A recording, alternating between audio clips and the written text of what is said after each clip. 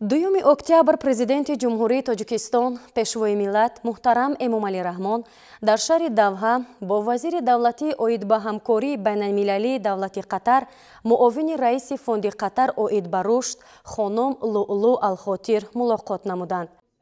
2 октябр президенти ҷумҳурии Тоҷикистон пешвои миллат муҳтарам Эмомалӣ Раҳмон дар шаҳри Давҳа бо вазири давлатӣ оид ба ҳамкории байналмилалии давлати Қатар, муовини раиси фонди Қатар оид ба рушд خانم لؤلؤ الخاطر ملاقات نمودند.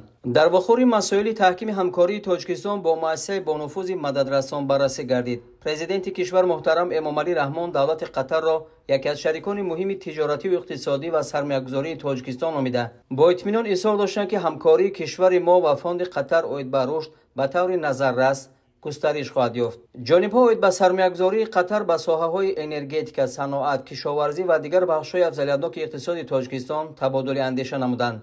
جلب سرمایه قطری به لایحه‌های استخراج و کارکرد کندنی‌های فایده‌ناک، تأسیس کارخانه‌های استحصال و صادرات محصولات کشاورزی از لحاظ اکولوژی تازه و آب مصفای آشامیدنی به قطر از موضوعهای صحبت بود. از اشتراک سرمایه‌گذاران قطری در تطبیق لایحه‌های تحکیم و توسعه زیرساختار سیاحی و صنعت داروسازی در تاجیکستان استقبال کرده شد. تأکید گردید که تأسیس فوند مشترک اقتصادی و سرمایه‌گذاری با مقصد مبلغ‌گذاری لایحه‌های افضلیت‌ناک تاجیکستان به منفعت کار خواهد بود. طرف‌ها همچنین اوید به دیگر سمت‌های همکاری آینده‌دار گفتگوی سودمند انجام دادند.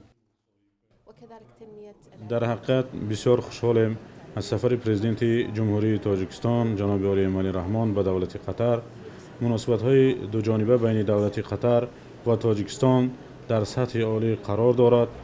ما بسیار مسائل ها را مورد بررسی قرار دادیم، از جمله در ساحه سرمایه‌گذاری، اقتصادی، رشد مناسبت های فرهنگی. ما در ساحه های مذکور اهمیت جدی خواهیم داد و همکاری خواهیم کرد که به نفع هر دو کشور خواهد بود.